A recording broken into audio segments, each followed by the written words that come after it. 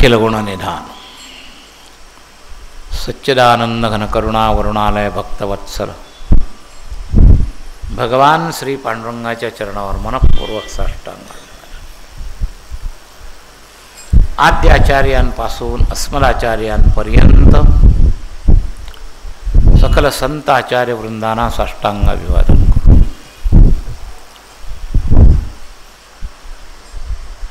या स्थानावरची अधिष्ठित शक्ती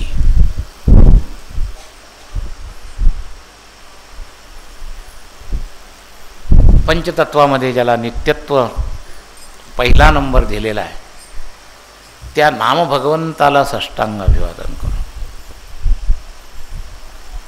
तरतम भावानी उपस्थित असणाऱ्या सर्व नामधारकांबद्दल सद्भाव प्रकट करू.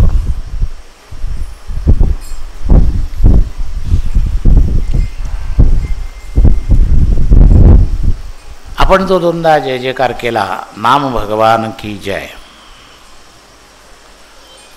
नाम हे प्रत्यक्ष परमात्मा आहे.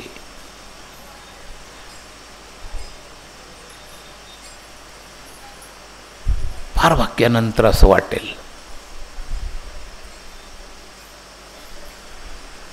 एक छोटीशी गोष्ट सांगतो.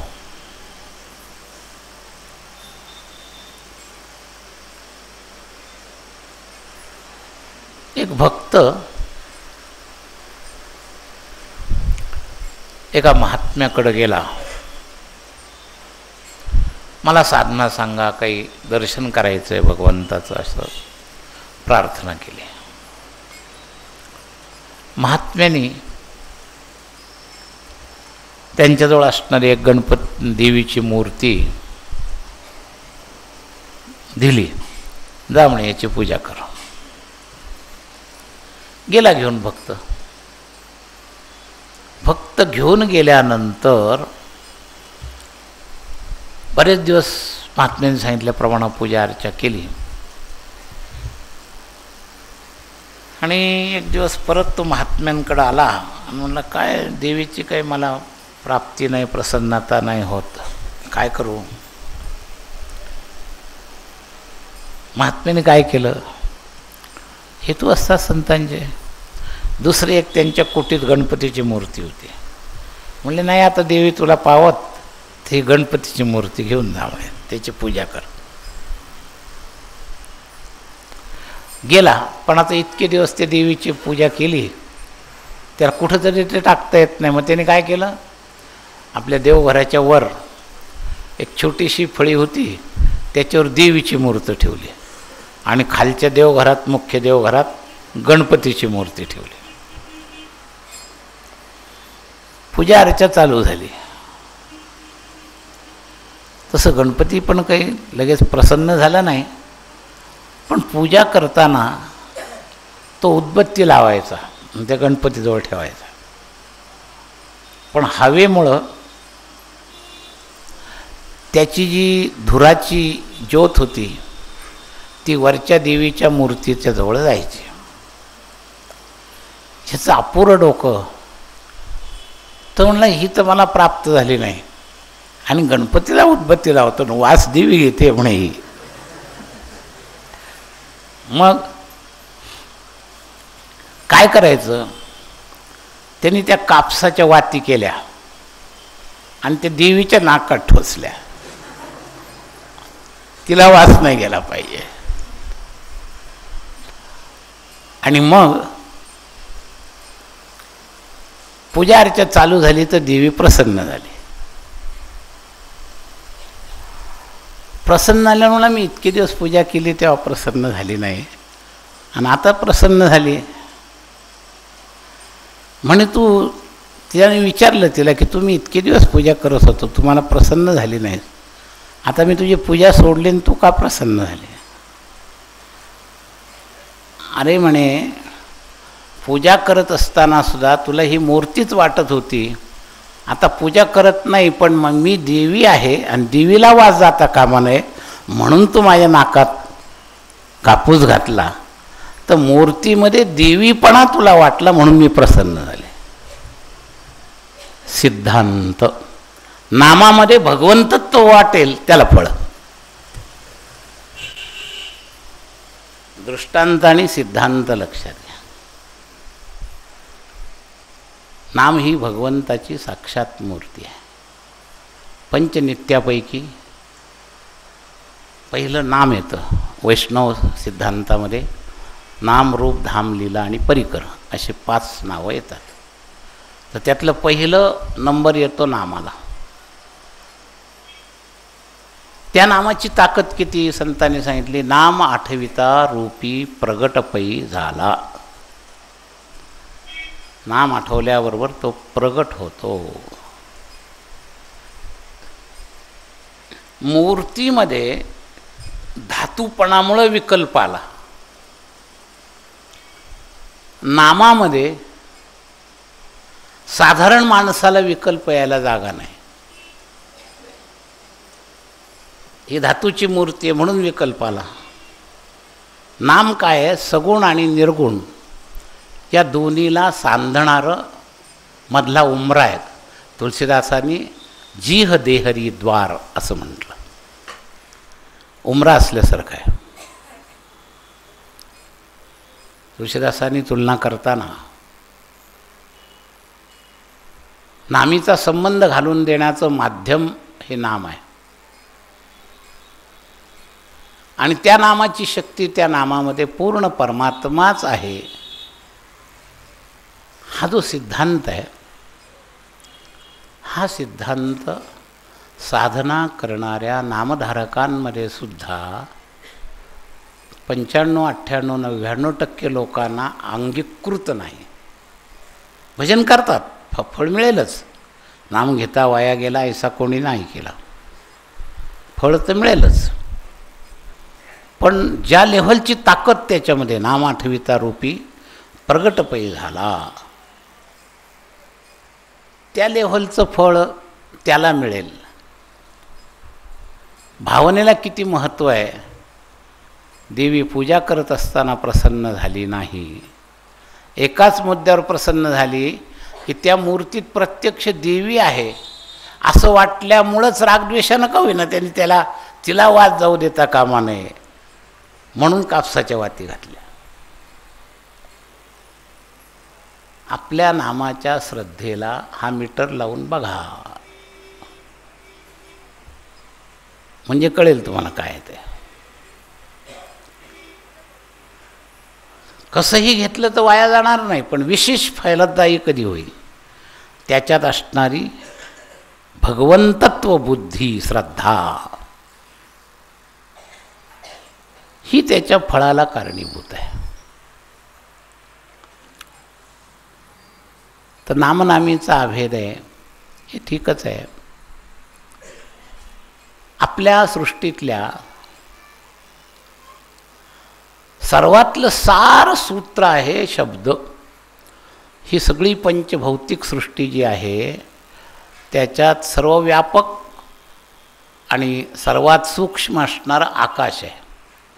आणि त्या आकाशाचा गुण आहे शब्द. प्राकृत सृष्टीमध्ये शब्दा इतकं सूक्ष्म काही नाही. म्हणून अक्षरम ब्रह्म परमम स्वभावध्यात्ममुच्यते. आता या नामरूपाला जे 2 स्वरूपं आलेले आहेत, एक प्राकृत रूप आणि एक अप्राकृत रूप. तर देवाचं नाव हे अप्राकृत आहे आणि माणसाची नावं ही प्राकृत आहेत. आणि या प्राकृततेच्या पलीकडं जावं लागतं. कशाने जाता येईल? प्राकृतीमध्ये अडकलोय का आपण? तर विकृत अहंकारामुळं. अहंकार शब्दाचे 2 अर्थ आहेत. अहम म्हणजे स्वतः आत्मा आणि अहंकार म्हणजे विकार. तर प्रकृती स्पर्शामुळं तो अहम विकार झाला आणि प्रकृती स्पर्श काढला की तो अहम अविनाशी तत्व झालं. अहम शब्द जो तयार झालेला आहे ना, या 5 महाभूतांचे 5 बीजाक्षर आहेत. पृथ्वी, जल, तेज या सगळ्याचे लम, यम, वम, रम आणि आकाशतत्वाचं बीजाक्षर आहे हम. लक्षात घ्या, हे वैदिक लोकांना या बीजाक्षराचं महत्त्व कळतं. तर हम हे आकाशाचं बीजाक्षर आहे. तर या आपल्या प्रकृतीमध्ये ओंकारातला आकार हा पहिलं अक्षर. आकारालाच विश्व म्हटलेलं आहे. विश्व तेजस प्राज्ञामध्ये विश्व त्या आकाराला म्हटलं आहे. आणि आपल्या वर्णमालेमध्ये अ आणि ह याच्यामध्ये सगळी स्वरव्यंजन आहेत. शेवटी शेषासह शकज्ञ जे येतं ना, तर पहिलं अ आणि शेवटी ह आणि त्या हचं बीजाक्षर म्हणून हम.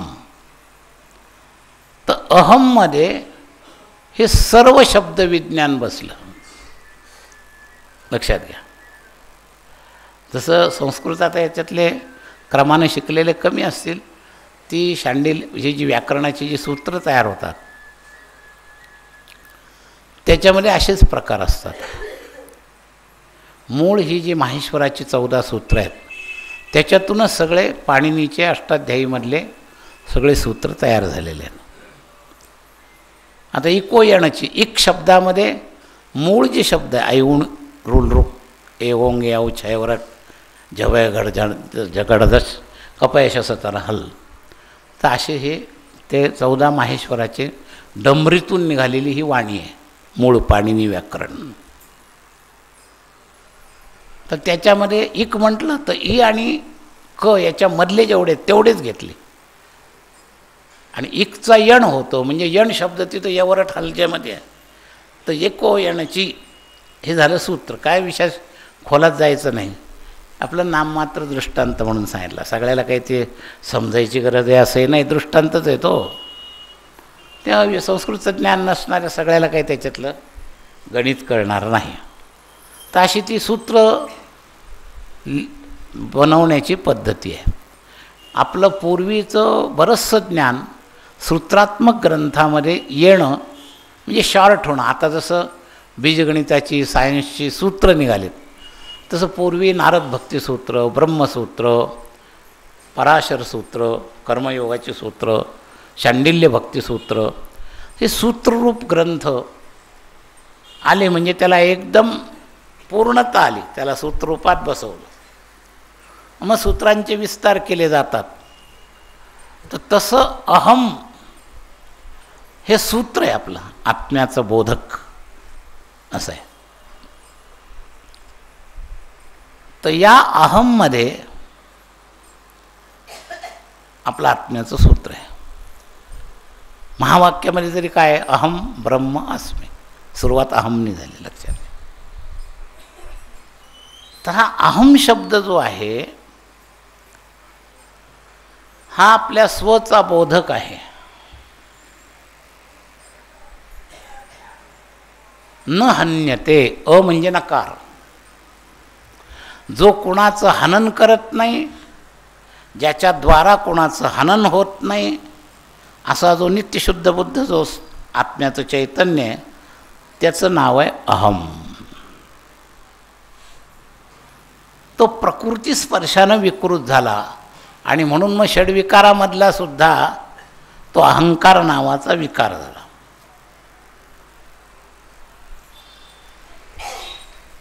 तर ही सगळी शब्दसृष्टी आहे.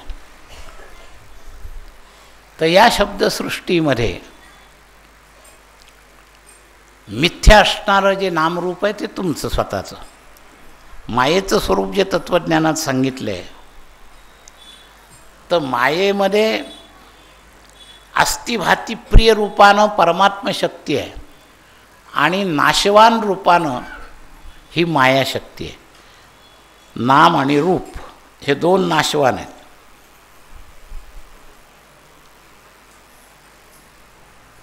घट तयार केला मातीचा, तर तो जो आकार आहे ना तो नाशवान आहे.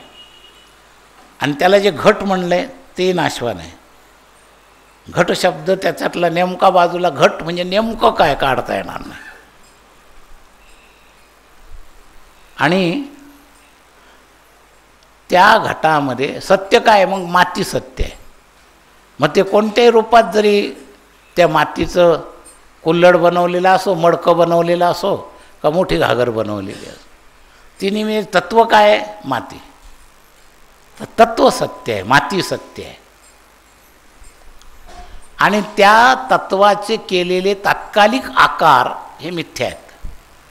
घट हा तात्कालिक बनवलेला आकार आहे आणि त्याला ठेवलेलं नाव घट हे सुद्धा कल्पित आहे. लक्षात घ्या. तर नामरूप सृष्टी मिथ्या आहे आणि ती नामरूप सृष्टी म्हणजे माया. आणि तत्वसृष्टी ज्याच्यामध्ये माती रूपानं अनुस्यूतपणानं मडकं असो, घट असो, गाडगा असो, काय एखादा कुल्हड असो बारका, त्याच्यात माती नावाचं तत्व सारखं आहे. तसं या आपल्या जगतामध्ये या दोन गोष्टींचं मिश्रण आहे, माया आणि परमात्मा. त्याच्यात असणारा आहेपणा हे परमात्म्याचं स्वरूप आहे. सत्यतू सत्यतू सत्यतू विठ्ठला, आहेपणा आहे तो परमात्मा आहे आणि नाम आणि रूप मिथ्या आहे. आहेपणा तुम्हाला जे वाटतो, मी आहे असं ज्याच्यावर तुम्हाला वाटतंय, तो मी आहे हे जे आहे ना, हे तुमच्यातलं परमात्म तत्व आहे. आणि मीच्या भोवती जे शेपटं जोडलेले आहे, स्त्री आहे, पुरुष आहे, लिंगाचं, शिक्षणाचं, अनेक अनेक अनेक शेपट, ही सगळी मिथ्या आहेत.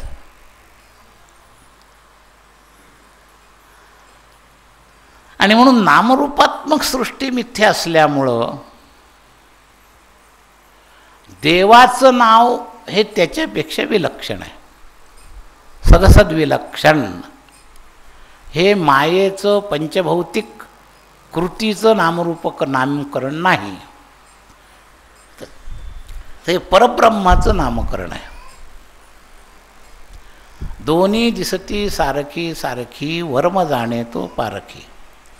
उच्चारण शक्तीमध्ये अक्षर हे परमात्म तत्व आहे. अक्षर तत्वामधून नाम आणि रूपात्मक जे सृष्टीचा संबंध आहे तो मिथ्या आहे. आणि त्याच अक्षर तत्वाचा उपयोग भगवंताच्या संकेताकरता जो केला त्याचं नाव आहे नाम. मग सगुणालाही नाव आहे आणि निर्गुणालाही नाव आहे. प्रणव ओम हे निर्गुणाचं नाव आहे आणि रामकृष्ण हरी हे सगुणाचं नाव आहे. ब्रह्मसूत्राच्या 3ऱ्या अध्यायामधल्या 2ऱ्या पादामध्ये ब्रह्मविद्येमध्ये सुद्धा सगुणाची स्वीकृती आहे. काही ज्ञानी लोक अर्धवट याच्यावर नामाची उपेक्षा करतात, त्यांना कळत नाही काय आहे ते. तर जितकं तत्व निर्गुणाला महत्त्व आहे तितकंच सगुणाला महत्त्व आहे. म्हणून संतांनी वेगळ्या भाषेत सांगितलं, सगुणही अगुणही नाही कछु भेदा. किंवा ज्ञानेश्वर माऊली म्हणले, सगुण निर्गुण, तुझं सगुण म्हणो की निर्गुण रे, सगुण निर्गुण एकू गोविंदू रे, असं म्हणले. तर सगुण आणि निर्गुण हे दोन्ही समान आहेत. आणि या दोन्हीशी एकसूत्र असणारं जर तत्व असेल तर ते नाव आहे नाम.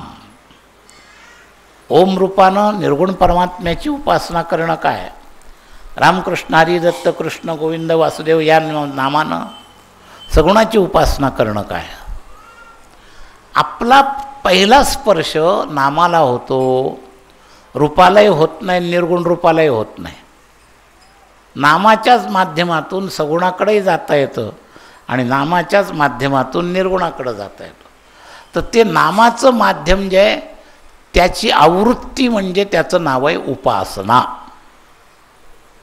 साधनाध्याय किंवा उपासना जे म्हणतात ते नामाच्या स्पर्शानं सगुणाला आणि निर्गुणाला अनुभूत करणं. तर ही आहे नाम उपासना. संत मंडळींनी आपल्यासमोर ही जी नामोपासना ठेवलेली आहे याचं कारण अधिकार सौलभ्य. माऊलींच्या हरिपाठातून आपण नेहमी हे अधिकार सौलभ्य माझ्या तोंडून ऐकलेलं आहे. जातवीत गोतकुळ शिळमात भजे का त्वरित भावनायुक्त. तर जातवीतेचा संबंध नाही. बरं कधीही घ्या, कधीही घेता येतं. सदा नामघोष करू हरिकथा. क्रिया सौलभ्य आणि अधिकार सौलभ्य हे लक्षात घ्या. तर हे सगळ्यात पहिले प्रवेशातले त्याची सुलभता सांगणारे मुद्दे. कोणालाही घेता येईल, कधीही घेता येईल अशी परमार्थातली दुसरी एकही साधना नाही. जी कुणालाही करता येईल, कधीही करता येईल. वैदिक साधना श्रेष्ठ आहे, पण केव्हाही करता येत नाही. तुम्ही तर 11-12 वाजेपर्यंत माळा करत होत्या. अधिकात जर यज्ञ चालला असता तर सूर्यास्त झाल्यावर अग्निबळ नाही, बंद करा म्हणतात, थांबू नका. म्हणजे कधीही नाही करता येणार. वैदिक परंपरेमधले काही यज्ञ असे आहेत की जन्मानं ब्राह्मण कुळात आला तरच त्याला करता येतो. काही यज्ञ क्षत्रिय कुळातल्या व्यक्तीलाच करता येतो. तसं इथं अडचण नाही काही. कधीही घ्या, कोणीही घ्या. एखादा वेदांत सिद्धांत कळायला तरी शार्प बुद्धीची गरज असेल, पण नाम घ्यायला शार्प बुद्धीची गरज नाही. पण असली तर आडवी नाही. असलं तर त्याला मना नाही. बुद्धिवाना करता मना आहे असं नाही, पण बुद्धीच असली पाहिजे खूप, असं नाही आहे.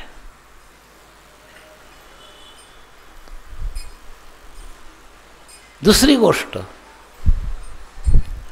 कळीकाळात विशेष फळ देणारी. तेथे कळीकाळाचा रेग नाही. कलियुगी उद्धार हरीच्या नामे. मग आता आपण कलियुगात आहोत.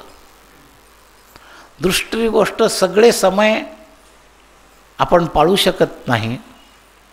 सर्वसाधारण आपल्या रुटीनमध्ये प्रत्येकाला काही अडचणी, 24 तास यंत्रयुगाच्या ह्याच्यात वेगवेगळ्या ड्युट्या करणारे लोक असतात.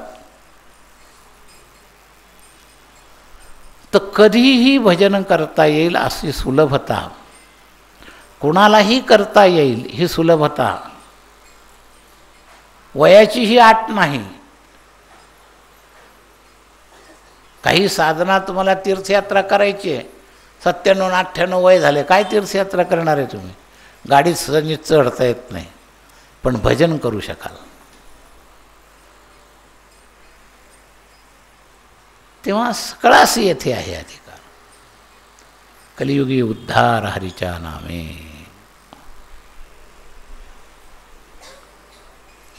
त्यातही पुन्हा काही विशेषता आहे.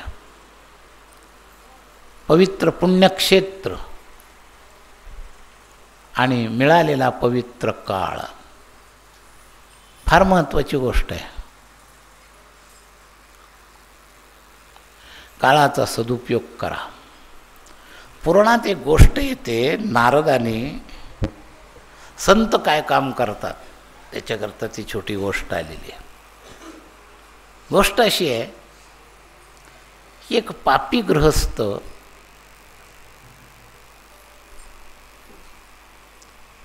मरण समयामध्ये यमदूत त्याला घेऊन गेले. चित्रकेतूच्याकडं त्याचा हिशोब काढला आणि हिशोब काढल्यानंतर सांगितलं त्या लोकांनी, तुझ्या जीवनामध्ये फक्त एकच सत्कर्म आहे, बाकी सगळे दुष्कर्म आहेत. तेव्हा याच्या 2 कर्मांची वेगवेगळी फळं आहेत. दुष्कर्मांचं तुला नरक भोगावं लागेल, आणि तू जे एक सत्कर्म केलं आहे, तू एकदा एका अति गरज असणाऱ्या भुकेल्या माणसाला जीव घातलं, एवढं एक सत्कर्म तुझ्या पोटी नोंद आहे, बाकी सगळी पाप आहेत. पण त्या एका सत्कर्माचं तुला फळ मिळणार आहे. तुला आधी पुण्य भोगायचं की पाप भोगायचं? तर तो म्हणला आता काय माझ्या ह्याच्यात सगळं हिशोबात सगळं पापच आहे, पाप तर भोगायचंच आहे सतत पुढंच, मला आधी पुण्य भोगायचं. म्हणे काय त्या पुण्याचं फळ आहे? तर म्हणे काही नाही, तुला 1 तासभर राजगादी प्राप्त होणार आहे एवढ्या पुण्याच्या बदल्यात. म्हटलं ठीक आहे, पुढं नरकात जायचंच आहे, तेवढे 1 तासचं काय भोगायचं ते भोगून घेऊ. म्हणून त्यांनी सांगितलं मी पुण्याचं फळ आधी भोगणार. म्हणून त्याला पुण्य भोगण्याकरता 1 तासाकरता राजगद्दी मिळाली. योग असा की त्या राजगादीवर बसल्या बसल्या तिथं देवर्षी नारद आले. आता संतांचा स्वभावच बुडता हे जन न देखवे डोळा, येतो कळवळा म्हणून या.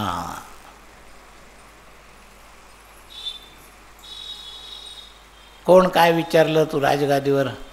तो म्हणला मी असा असा गेलो होतो, वर माझा असा हिशोब सांगितला आणि पुढं सगळं पाप भोगायचंच आहे, तेव्हा 1 तासापुरतं मला ही राजगादी मिळाली. अरे म्हणे सोपं काम तुला सांगतो, तुला 1 तासापुरती गादी मिळाली ना, मग तू योगायोगाने आधी गादी मागितली, फार चांगलं झालं म्हणे.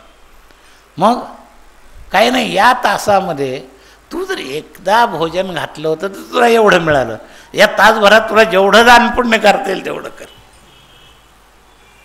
आणि त्याने इतकं दान केलं त्या तासभरात, आणि त्या पुण्याच्या जोरावर त्याचा नरक संपला, त्याला नेऊच शकले नाहीत.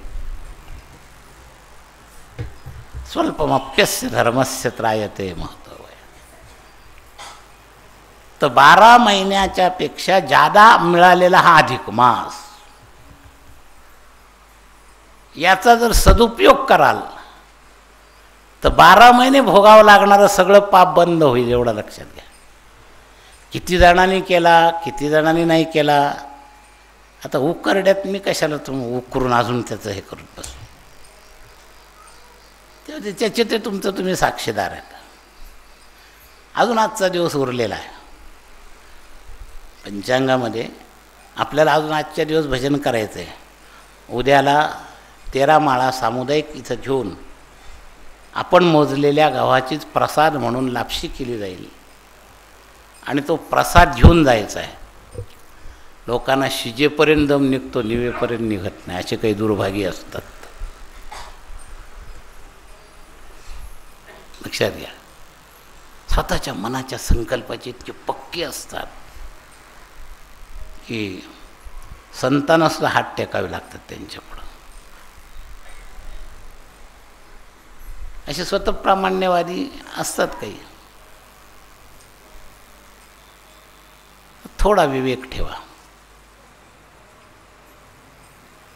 हा जो तुमचा आजचा जप आहे ना, ह्या तुमच्या वरच्या आहुती आहेत, सत्कर्माचे नियम आहेत की सत्कर्माचे टप्पे असतात.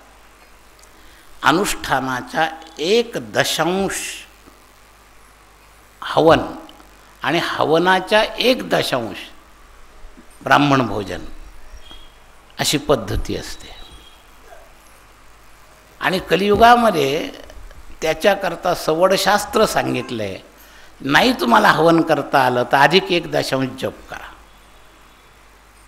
आणि त्याच्या 1/10 ब्राह्मण भोजनाच्या निमित्तानं जप करा. म्हणजे ज्यांनी 6 लाखाचं अनुष्ठान घेतलं त्याचं 6,60,000 आणि वरचे 66,000 जप झाला पाहिजे, असं आहे. आत्तापासून उद्या सकाळपर्यंत सावधान आहात.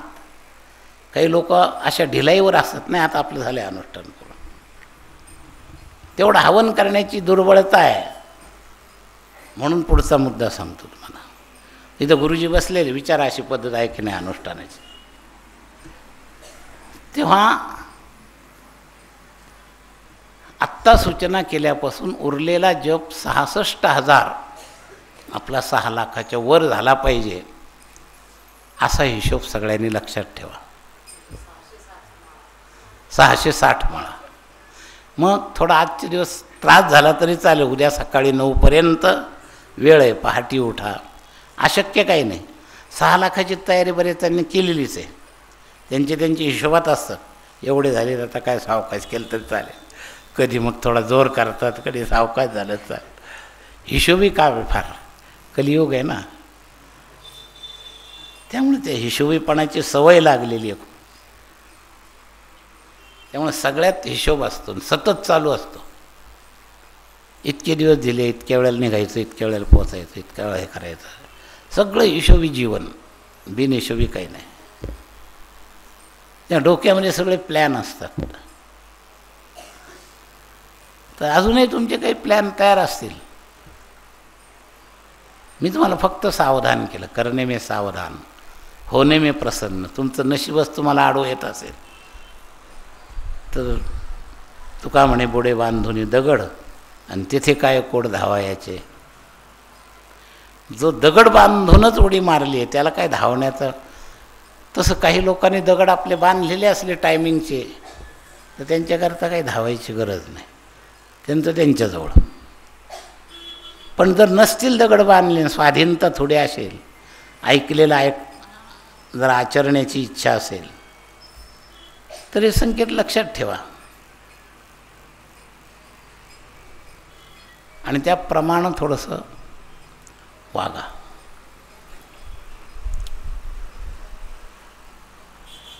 नामच तुम्हाला उपयोगाला येईल. तुकोबरायांचं एक अभंग आहे, करणे ते हेची करा चकारात्मक, आणि हे न करता भजनाधिक, नरका अघोरा का जाता. अघोर नरकाचं द्वार का ठोठावता जीवनातल्या अनेक पापांच्या लेवलवर. काय करा, जयामध्ये नारायण, शुद्ध पुण्य ते एक. पुण्याचे प्रकार असत महाराज. अधिकार इथं पुण्य करायला बरेच लोक आलेत, पण शुद्ध पुण्य कशाला म्हणतात तर त्याचं उत्तर आहे जयामध्ये नारायण, शुद्ध पुण्य ते एक. तर ते शुद्ध पुण्य ते आहे. निष्कामतेनं भजन करणं, इतकं दुसरं ठीक आहे. साईडला साईड बाय साईड या पर्व काळात दानधर्म करा, ते अनंतपट होतो, हे सगळं ठीक आहे. आणि लोक करतात रूढीप्रमाणे, वाणही देत असतात, काही ना काही करत असतात. पण मुख्य शुद्ध पुण्य काय तर जयामध्ये नारायण, शुद्ध पुण्य ते एक. फायदा काय होईल तुकोबराय म्हणले, शरणागता देव राखे, येरा वाखे विघ्नांचे. या नारायणाच्या सत्कर्मामध्ये भगवंताशी जो शरण झाला त्याच्याकरता निर्विघ्नता. जयामध्ये नारायणमध्ये शरणागता देव राखे. नुसतं दर्शन करणं, पुण्य मिळवणं वेगळं, आणि या घोर कलियुगात देवाने आपलं रक्षण करावं अशी जर इच्छा असेल, ही माया फार दुरत्यय आहे. दैवी एषा गुणमयी मम माया दुरत्यया, मामेव ये प्रपद्यन्ते मायामेतां तरन्ति ते. येथे एकची लीला तरले, जे सर्व भावे मद बदले. काय ऐलथडीच सरले माया जाळ. किती फळ दिल देव, जो मज होय अनन्य शरण, त्याचे निवारी मी जन्म मरण. शरणागता शरण्य मीची एकू, त्याचे निवारी मी जन्म मरण. ब्रह्मविद्या तरी कशा करताय, वेदांत तरी कशा करताय, जन्म मरण मुक्ती करता. आणि तेच फल भक्तिमार्गामध्ये भगवान आपल्याला देतात, तो हा मार्ग आहे. जो मज होय अनन्य शरण, त्याचे निवारी मी जन्म मरण. वेदांत होऊन तरी काय करणार आहेत, निवारी मी जन्म मरण हेच फळ आहे.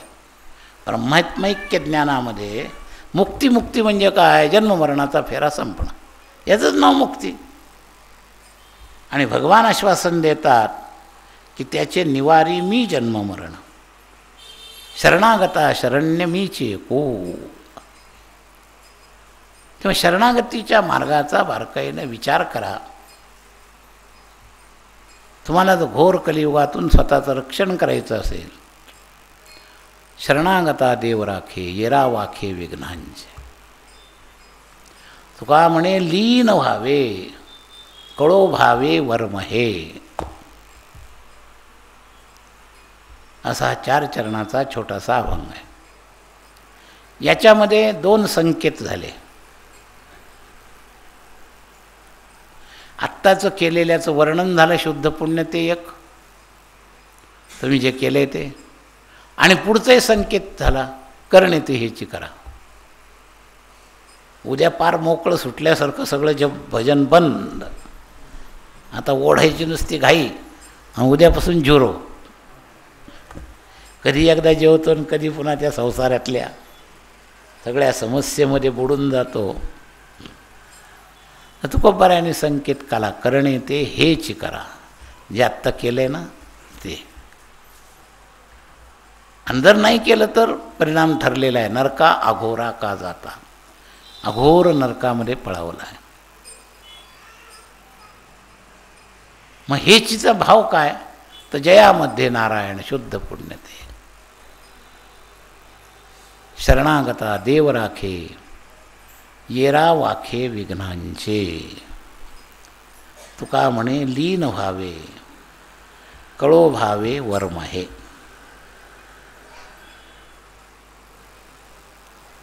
तेव्हा तुम्हाला पुढं काय करायचं आहे, आत्ता काय करत आहात, त्याचा लाभ काय आहे, या सगळ्या गोष्टी या अभंगात आल्या.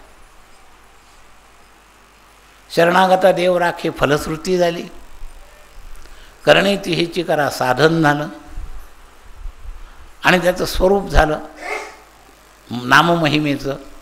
जयामध्ये नारायण शुद्ध पुण्य ते.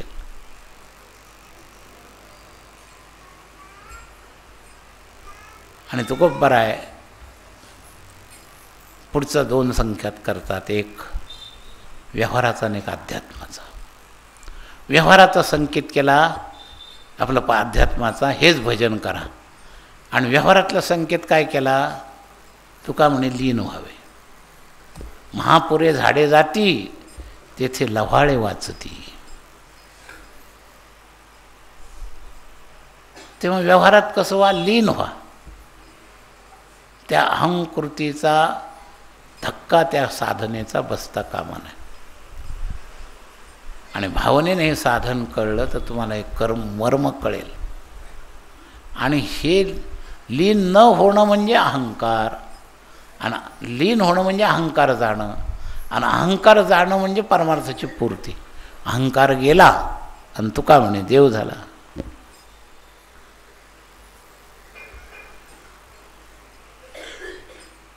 अहंकाराची बाधा न हो कोणे काळी. सापेक्षात असतात.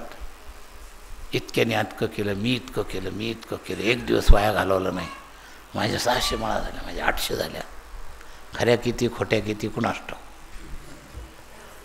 मी तुम्हाला पहिल्या दिवशी संकेत केला होता की संख्येमध्ये सूत्र नाही, भावनेत सूत्र आहे. संख्या केली चांगलं आहे, पण काही संख्या आटोक्याच्या बाहेरची जर असेल, प्रत्यक्ष तुम्ही म्हणा मी मोजतो, किती वेगाने म्हणा,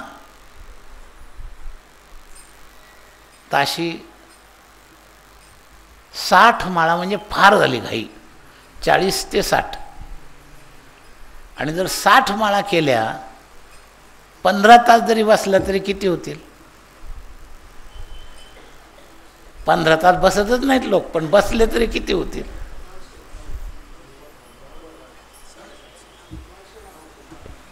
मग आता 1200 आणि 1100 होतात कशा, हाच प्रश्न आहे. 1400 प्रत्यक्ष प्रयोगात करून दाखवा. बरं, आम्ही काय म्हणतो, कोणत्या निमित्तानं नाम करतो ना, भजनच करतो ना, काही हरकत नाही. पण आपली आपण फसवणूक करू नका. आपली आपण करा सोडवणसारखं. आपली आपण फसवणूक करू नका. दुसऱ्यापेक्षा मी फार घेतो वजन हे दाखवायकरता. तुम्ही हिशोब करून पहा. किती वेगानं म्हटला तरी 60 माळापेक्षा जास्त माळा होत नाही. मिनिटाला 1 माळ होते रामकृष्ण हरीची, बरं का. ती सुद्धा वेगवान. मध्यम माणसाला तर होतच नाही, 1.5 मिनटं लागतो. पण साधारणपणे जरा व्यवस्थित ज्याचं उच्चारण चालू आहे त्याचं 1 मिनिटाला 1 माळ म्हणजे फार ओव्हर स्पीड झाला. आणि आपले सगळे विसावे, जेवण, भोजन हे सगळे वजा करून झोप, आपण कितीदा भजन करतो. सांगण्याचा हेतू माझा तुमच्या झालेल्या माळांशी मी क्रॉस करत नाही. वस्तुस्थिती कशी पाहिजे एवढंच सांगतो. आमचं म्हणणं काय आहे की कोणत्याही अर्थाने केलं ना तुमचं कौतुक आहे. न करणाऱ्यांपेक्षा ज्याला एवढ्या माळा दाखवायच्या त्याला बाकीच्यांपेक्षा जास्त बैठक तर कमीत कमी घ्यावीच लागते. मी तो सापेक्ष श्रेष्ठच आहे. पण वस्तुस्थितीनं आपण आपली फसवणूक तर करत नाही ना, हे थोडं लक्ष घेतलं पाहिजे. तर माळा ह्या केवळ सिद्ध करण्याकरता नाहीत. माळा या केवळ टिपण्याकरता नाहीत. माळा हे आलंबन आहे, आधार. माळ चालू असली म्हणजे रामकृष्ण हरीला आधार मिळतो. मध्ये दुसरीकडं लक्ष घालू नये. काही लोक तर म्हणतात ना आम्ही मनानेच करतो. खोटं आहे, ते मला पटत नाही. माळाच्या आधारावरच जप केला तर चांगला आहे. 90% अधिकारी हे मध्यम अधिकारी आहेत, उत्तम अधिकारी नाहीत. ते आम्ही टायमांगवर करतो आणि आमचं मनातल्या मनात चालतं. कधी मन धोका देईल हे सांगताच येत नाही, हे लक्षात घ्या. कधी विचार दुसरे चालू होतील हेही सांगता येत नाही. माळाच्या आधारानं तेही कंट्रोल होतं. तर त्यामुळे माळेवर जप करणं चांगली गोष्ट आहे. पण संख्येच्या पूर्तीच्या मागं लागणं फार चांगली गोष्ट नाही. म्हणजे काल आणि संख्या या दोन्हीच्या रेस्कॉटमध्ये जो दोष होईल तो पूर्ण फळ मिळू देणार नाही. देवाच्या हेतूनं कोणतंही अक्षर उच्चारलं, कारण सगळं अक्षरम ब्रह्म परमम आहे. अशा कथा येतात की एका गुरुनं नुसता रा रा रा एकाला दिलं, पण तरीसुद्धा त्याला त्या गुरुमंत्र या नात्याच्या श्रद्धेमुळं त्याच्या त्या एका अक्षराला सुद्धा फळ मिळालं. कारण महादेवांच्या नामसिद्धांतामध्ये त्यांची नामधारणा सिद्ध करताना ही गोष्ट सांगितली जाते की एकदा पार्वतीनं प्रश्न विचारला आणि महाराज शिवजी इतके प्रेमी होते, रामावर फार प्रेम होतं. तर प्रश्न विचारला, मला आता आज रावणाचं चरित्र ऐकायचं आहे, असं प्रश्न विचारला. आणि तो प्रश्न विचारला त्यावेळेसुद्धा शंकरांना भावसमाधी लागली. तिला वाटलं इष्टावर रामावर प्रेम असणं ठीक आहे, पण रावणाचं चरित्र मी विचारलं तरी कशी काय समाधी लागली. मग भावसमाधीतून उतरल्यावर तिने तो प्रश्न विचारला की महाराज तुमचं इष्ट राम आहे आणि तुम्ही रामाचं चरित्र विचारल्यावर जर भावसमाधी लागली तर मला त्याचं काही नाही, पण आज मला विशेष असं पाहायला मिळालं की तुम्ही त्या शत्रूचं रावणाचं चरित्र मी तुम्हाला विचारलं तरी तुम्हाला भावसमाधी कशी लागली. शिवजी म्हणले असं झालं का? अगं म्हणे मला वाटलं तू रावण शब्द उच्चारल्यात पहिला शब्द काय आहे? रा. तर मी फक्त राच ऐकला आणि तू रामाचं चरित्र विचारणार म्हणून माझं मंगलाचरणाप्रमाणे समाधी लागले म्हणले. तेव्हा भावनांतराचा भाग वेगळा लक्षात घ्या. भावनेचं जे फळ आहे सगळे अक्षर परमात्मा स्वरूपच आहे, अक्षरम ब्रह्म परमामध्ये. त्यामुळं त्या घाईघाईमध्ये कधीकधी आमच्या कलियुगामध्ये अशुद्ध उच्चारणाचं सुद्धा थोडीशी सूट दिली. जसं त्या नाममंत्राच्या उपनिषदामध्ये कलिसंतर्पणोपनिषदामध्ये महामंत्राच्या नंतर शुचिर्वा अशुचिर्वा असा शब्द आलेला. ही जशी क्रियात्मक ढिलाई आहे तसं उच्चारणात्मक दोष. म्हणून रोज हे सगळी पूजा झाली ना की असा एक मंत्र म्हणायची पद्धती आहे. यदक्षरं परभ्रष्टं मात्राहीनंच यद् भवेत् तत्सर्वं क्षम्यतां देव प्रसीद परमेश्वर. मी तुला शरण आहे, माझं जो काही उच्चारण दोष झाला असेल, यदक्षरं पदम भ्रष्टम, अक्षर किंवा पद भ्रष्ट झाला असेल, मात्राहीनंच, हे सगळे दोष हे परमात्मा माझे समाप्त हो.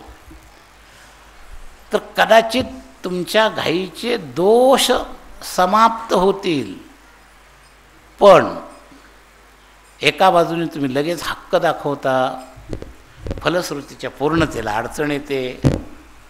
हक्क काय दाखवता? माझे इतके कोटी झाले आणि मला हे फळ मिळायला पाहिजे. पण ते कोटी खरे झाले का हाच प्रश्न आहे. आमच्याकडून अशी अनुष्ठानं घेतलेली मंडळी आहेत, मग त्याचं फळ तर खूपच सांगितलेलं आहे सगळ्याचं. मग तितकी फलश्रुती जर सापडली नाही पूर्ण वाटली तर दोष कोणीकडे आहे हे आपण घेतलं पाहिजे लक्षात घ्या. तर बऱ्याच वेळेला दोष ह्या आपण दोन्हीचं जे लवकर मेळ घालवायला पाहतो, कमी वेळात जास्त संख्या करण्याचा जो मेळ घालायला पाहतो, ह्याच्यात हा आपला दोष होतो. माझी संख्या पुरी मानली पाहिजे आणि माझी संख्या कमी वेळात मी पुरी केली पाहिजे, ही अशी आमची रेसकाट आहे. वेळ तर जास्त लागलं नाही पाहिजे आणि संख्या नावावर तर बरोबर झाली पाहिजे. तर या दोन्ही क्रॉसमध्ये काय अपराध होतो हे थोडं लक्ष ठेवा. वाया तर काहीच जात नाही, हे मी 100% सांगितलं. नाम घेता वाया गेला ऐसा कोणी नाही केला. एकाक्षराचा महिमा सांगितला, घाईघाईत होणाऱ्या दोषांचा परिमार्जन मंत्र सांगितला, तर या सगळ्या गोष्टी ठीक आहेत. पण वास्तविक शुद्ध फळ ज्याला प्राप्त करायचं आहे त्याच्यामध्ये ही तारांबळ नको, हे युद्ध नको. लोक फेऱ्या घालतात ना प्रदक्षिणा, त्या गाणगापूरला औदुंबराला प्रदक्षिणा घालतात. तू पुढं का मी पुढं, तू पुढं का मी पुढं, असं पळत पळत एक याच्या पुढं एक त्याच्या पुढं एक त्याच्या पुढं. संख्यापुरी करण्यामध्ये भावना आणि संख्यापुरी करणं या दोन्हीचा थोडा मेळ बसला पाहिजे. किती वेळात किती व्यवस्थित तू काय काम केलंस, लोकांनी तुला कमी झालं म्हटलं तरी हरकत नाही, पण तुझी तुला खात्री पाहिजे, तुझं मन एकाग्र पाहिजे. जसं मी सांगितलं की पूजा देवीची करत होता, का प्रसन्न नाही?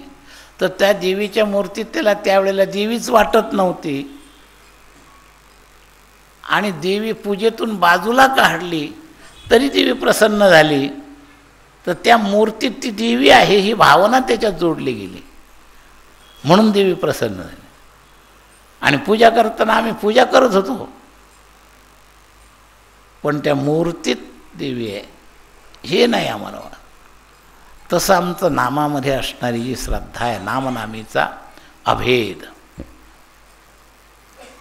नामाची ताकद नामीच्या बरोबर आहे.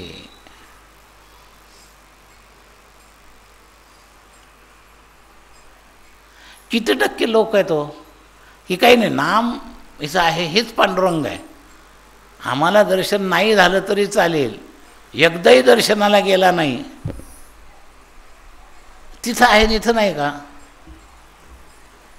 मग तिथं जाऊ नये का? माझं जाण्याशी विरोध नाही. आपण इतक्या लांबून आलो, पांडुरंगाचं दर्शन झालं पाहिजे, तर दर्शनाला जाण्याशी विरोध नाही, नामाशी कमी भावना असण्याची विरोध आहे. म्हणजे जो दर्शनात तुम्हाला भाव वाटला तो नामात वाटला नाही, म्हणून आम्ही नाम सोडून दर्शनाला गेलो.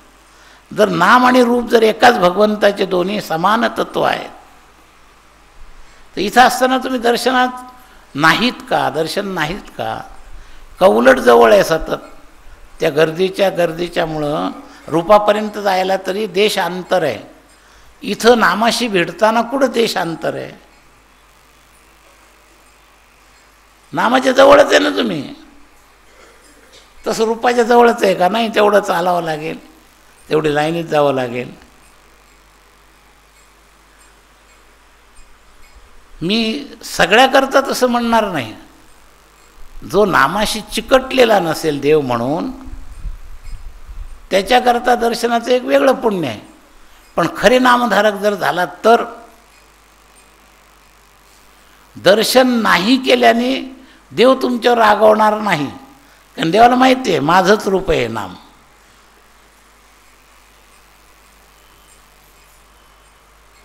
माझ्या म्हणण्याचे अर्थ विपरीत काढू नका. देवाला जाऊ नये अशा म्हणण्याच्या अर्थातून हे मी सांगत नाही. ज्या लेव्हलनं सांगतोय त्या लेव्हलनं लक्षात घ्या.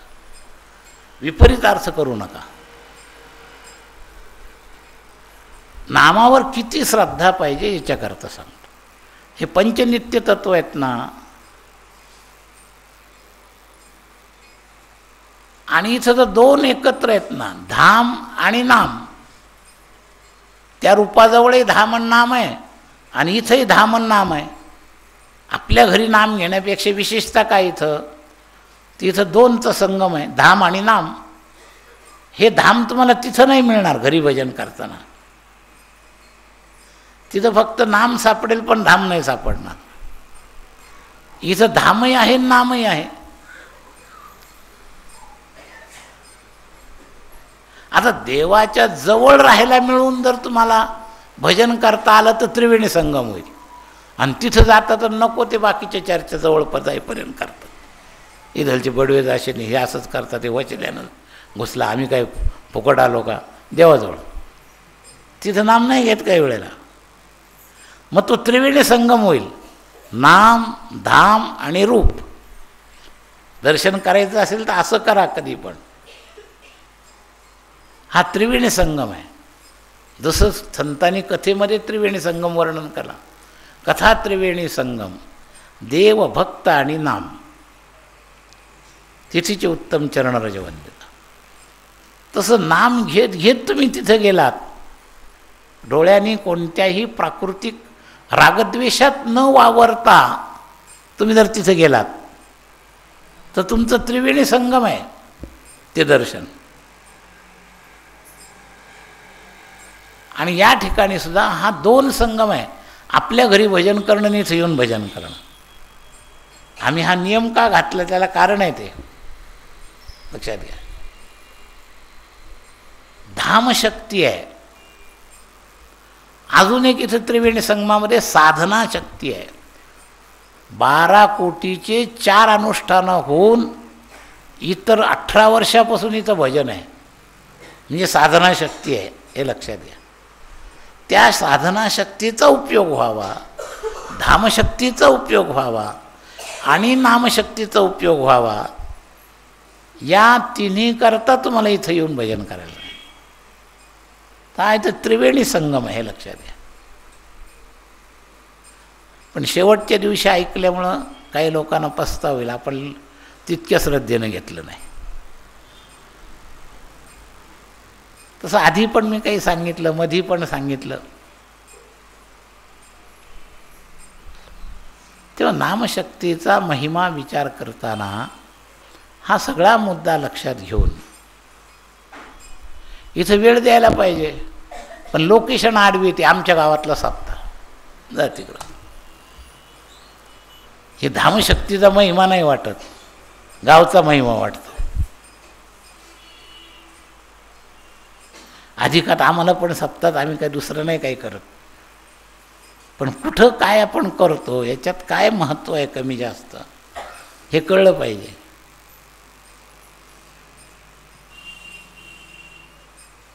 आम्हाला अधिकामध्ये जावयाला वाण देण्याकरता राहावं वाटतं, पण इथं यावं वाटत नाही. नाही ते जावई आमच्या वेळेला येणार होते तोपर्यंत काही मला येता आलं नाही म्हणतात.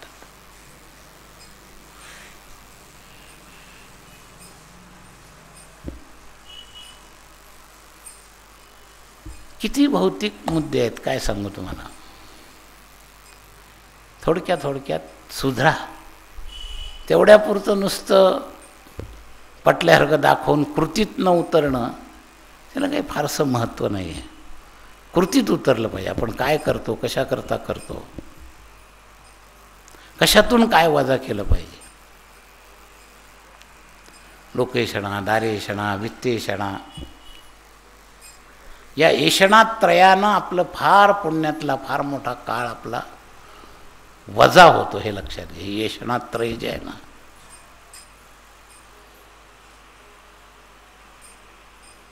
तसं चौथी एक शास्त्रेषणा आहे, पण गृहस्थी लोकांकरता 3 एषणा सगळ्यांकरता. लोकेशणा, वित्तेषणा आणि दारेशणा या तिन्हीनं समाज सगळा असा गाठवलेला आहे. आणि या एषणात्रयाचा त्याग करून साधना करणं फार महत्त्वाचं आहे. हे कधी संपणारच नाही आहे गुऱ्हाळ प्रपंचातलं. समस्या कधी संपणार नाही. ठरवतात, बोलतात, कृती करत नाहीत.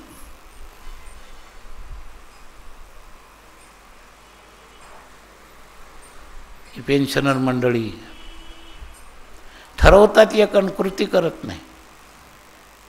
पेन्शनला जायच्या आधी सतत ते गप्पा असतात. आता आपल्याला काय एवढं रिटायर झालं की हेच करायचं, दुसरं काही काम नाही. चौपट कामं मागं लावून घेतात.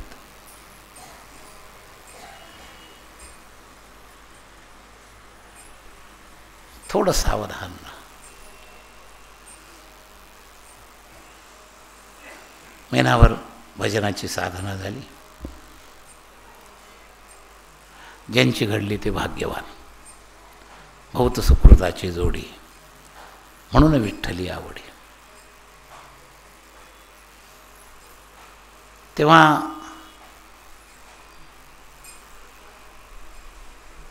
तुम्हाला इथं मी बांधलं होतं आणि मी इथं हजर राहिलो नाही, हे एक माझं साधनांग आहे.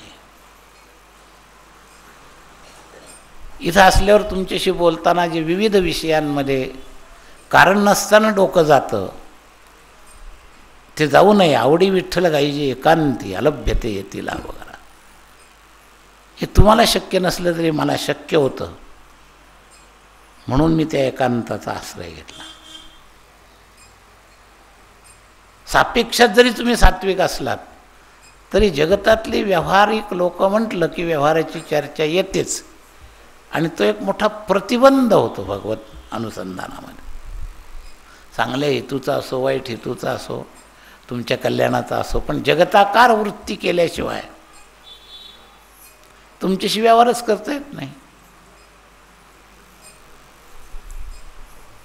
आणि हा व्यवहार कमी करण्याकरता मी या ठिकाणी थांबलो नाही. गेले 3 अधिकामध्ये मी इथंच होतो. त्यात मला माझ्या प्रगतीच्या दृष्टीने जी चूक लक्षात आली ती मी सुधारली.